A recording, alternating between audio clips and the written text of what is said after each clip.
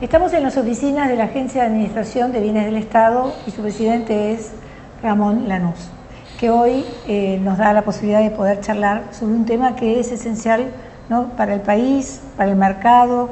Hola, ¿cómo estás? ¿Qué tal? Hola, ¿qué tal? ¿Cómo estás? Gracias por estar acá y por tener interés en que podamos contar lo que estamos haciendo. Sí, está muy bueno porque además es un tema central que tiene que ver con los bienes del Estado, qué va a pasar con ellos.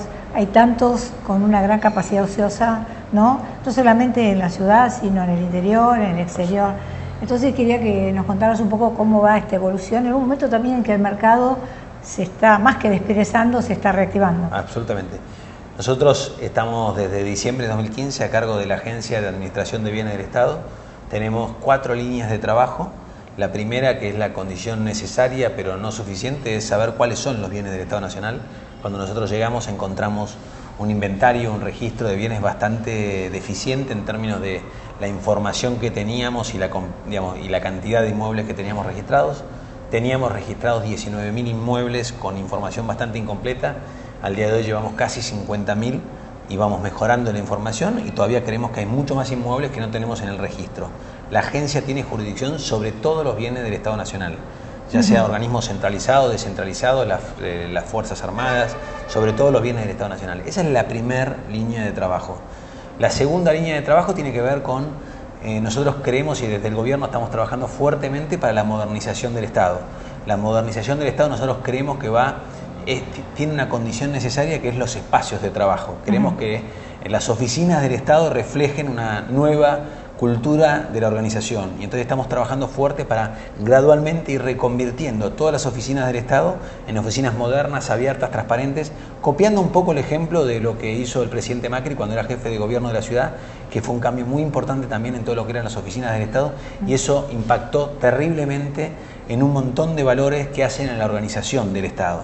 Ahora, ¿qué va a ir pasando con esos inmuebles? Es decir, ¿se van a vender?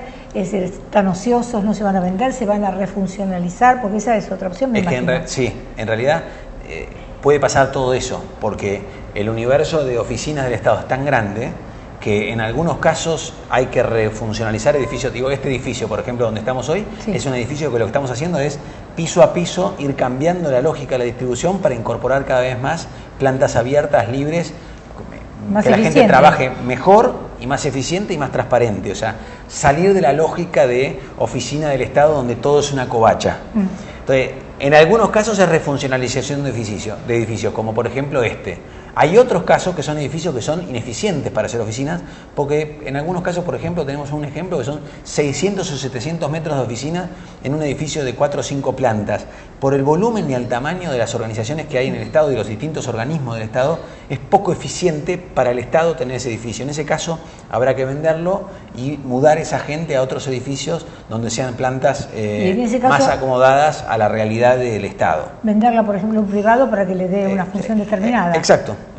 Y esa plata reinvertirla para poder que las oficinas del Estado sean de la manera que nosotros soñamos, que es modernas, abiertas y transparentes. Ahora, no son todas oficinas, hay viviendas. Por eso, ¿no? La primera línea de trabajo es el inventario de bienes. La segunda línea de trabajo es colaborar con la modernización del Estado a través de los espacios de oficina. La tercera línea de trabajo es lo que tiene que ver con el desarrollo de vivienda. Nosotros creemos y estamos trabajando fuerte como parte del Procrear en resolver uno de los problemas que nosotros creemos que es de los más graves que tiene Argentina y que el presidente Macri tiene una apuesta muy fuerte, que es el tema habitacional. En muchos lugares del país hay inmuebles completamente subaprovechados del Estado Nacional, que pueden ser en algunos casos de las Fuerzas Armadas, en otros casos, en un caso que estamos trabajando en Neuquén, es una cárcel que quedó en el centro de la ciudad de Neuquén, cuando la cárcel quedaba en los confines de la ciudad, pero la ciudad fue creciendo y hoy queda la cárcel en el centro de la ciudad. O terrenos ferroviarios, grandes estaciones ferroviarias y playas de maniobras que en la realidad hoy de la logística del tren no tiene sentido que estén en el centro de las ciudades, como el caso de la ciudad de Mendoza. Entonces estamos trabajando en esos lugares para refuncionalizar esa tierra y que se destine a la generación de suelo urbano y que eso genere mayor oferta de viviendas. Esa es la tercera línea de trabajo. Y la cuarta línea de trabajo es aquellos casos donde son inmuebles que cuando uno hace el trabajo de entender la calidad del inmueble, el uso que hoy tiene y el uso futuro que puede llegar a tener para los bienes públicos que presta el Estado Nacional, uno llega a la conclusión de que no tiene sentido que el Estado los tenga. Y en esos casos ponerlos al mercado con un detalle que no es menor para nosotros, que es, lo estamos haciendo con una cláusula que obliga al que lo compre a desarrollar en el corto plazo. ¿Por qué? Porque nosotros no somos una inmobiliaria, no vendemos inmuebles. Lo que vendemos o lo que tratamos de generar es desarrollo, empleo, generación de vivienda, generación de oficinas. Y entonces cuando vendemos, lo vendemos con una cláusula que obliga al comprador a que en determinado tiempo genere o las oficinas o la vivienda, o que eso impacta en el cemento, impacta en las aberturas, impacta en el empleo.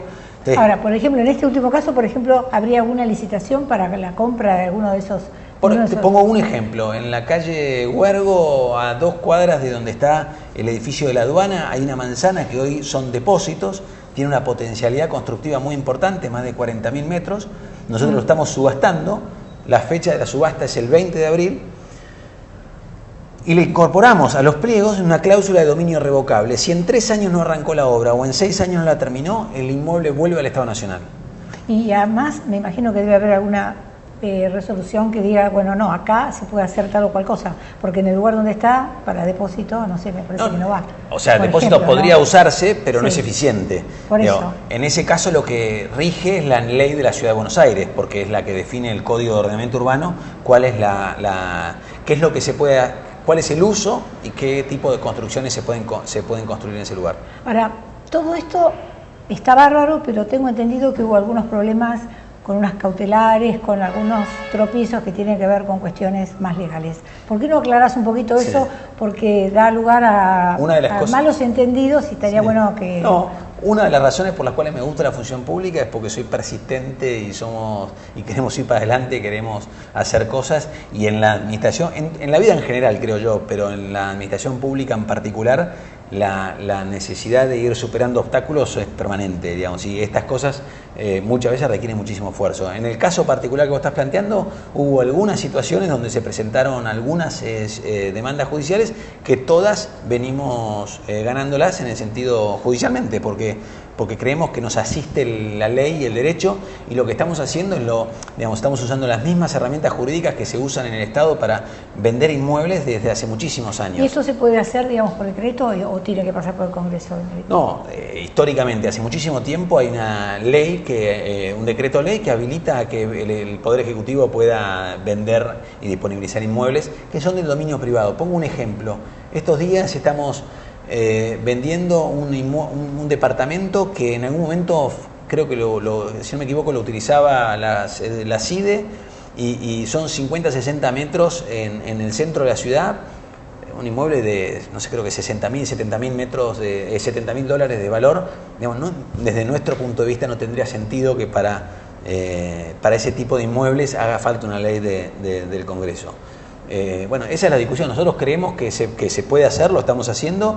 Hay gente que cree que no, se está discutiendo eso en la justicia, y en todos los casos que se han presentado causas en la justicia venimos manteniendo la misma postura, y los jueces, con algunas diferencias, en algunos casos con alguna cautelar, pero que después damos vuelta, digamos, vamos consolidando o probando el derecho que nos asiste. Tengo entendido que, por ejemplo, el que era el edificio Antártico, sí, que está ahí en la avenida sobre la 9 de julio, está vacío y hubiera tenido un fin que el gobierno anterior había prometido restablecerlo, y eso no sucedió.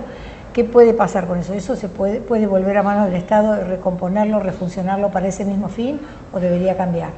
En el caso ese concreto es uno de los casos, es el único caso que hoy tenemos, me parece, que hay digamos, se viene ganando en la sede judicial, pero hay todavía una cautelar que nos impide avanzar con la venta. Nosotros estamos proponiendo englobar la parcela con la parcela de al lado y proponer la venta de ese inmueble que hoy está abandonado o casi abandonado y en muy mal estado de conservación, anexando las dos parcelas y habilitando una construcción que va a tener que respetar la normativa de la ciudad respecto a los edificios históricos, claro. Con lo cual el que lo compra no va a poder hacer lo que quiera ahí, va a tener que respetar la fachada y va a tener que cumplir con el Código de Ordenamiento Urbano, que establece ciertos parámetros de protección de los inmuebles con patrimonio histórico, que son patrimonio histórico.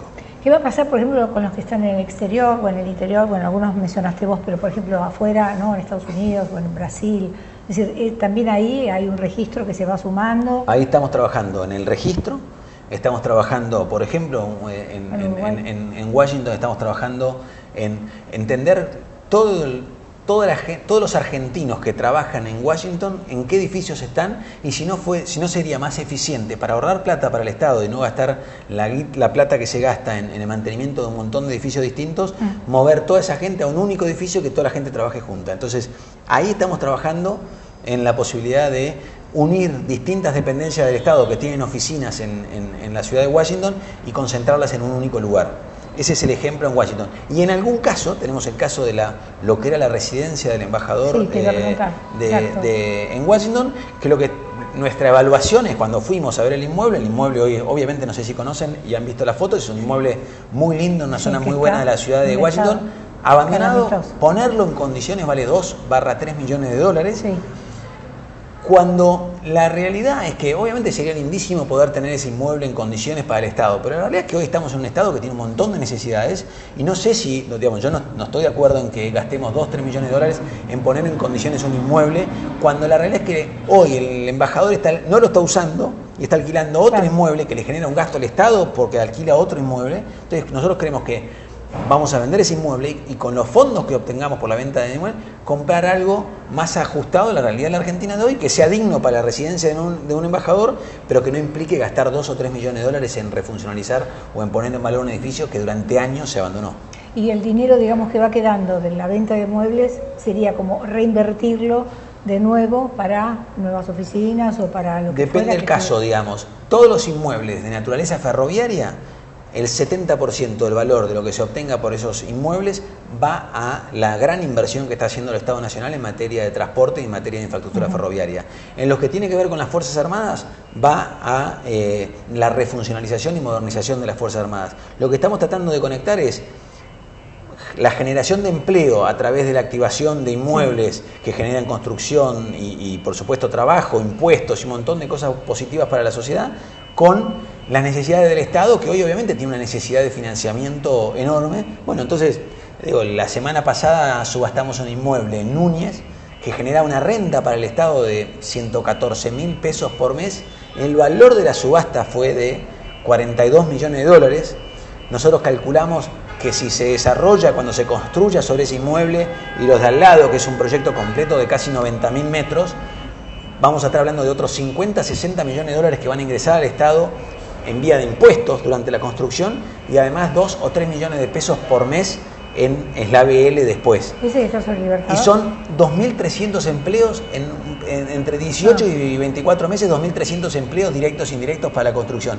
Nosotros vemos esa cuenta y decimos, no tiene sentido tener una cancha de fútbol que son canchas que las usan un sector, digamos, porque valen creo que 1.500, 2.000 pesos la hora, o sea, no son canchas de fútbol que están en una villa, no estamos vendiendo canchas de fútbol para gente humilde, digo, son canchas de fútbol de gente que se podrá ir a otro lado, genera más o menos más de 100 millones de dólares de ingresos para el Estado, genera empleo, 2.300 empleos por casi 2 años, nosotros creemos, y además aumenta la oferta de vivienda y de oficinas en un lugar que todo indica que tiene que seguir generando oficinas. Está bueno esto, ir comunicándolo, ¿no? O sea, absolutamente, nosotros queremos que... Porque realmente es lo que hace falta, ¿no? Nosotros queremos dar esa discusión y nos animamos a dar esa discusión. Obviamente que sabemos que nos exponemos a que digan que estamos vendiendo tal cosa, digamos, se dicen, hay gente que no está de acuerdo, pero nosotros creemos que es una discusión legítima, que alguien puede tener opiniones distintas, siempre nos cuidamos mucho en todos los temas de hacer las cosas de manera abierta, transparente. En nuestra página web está toda la información de lo que estamos haciendo.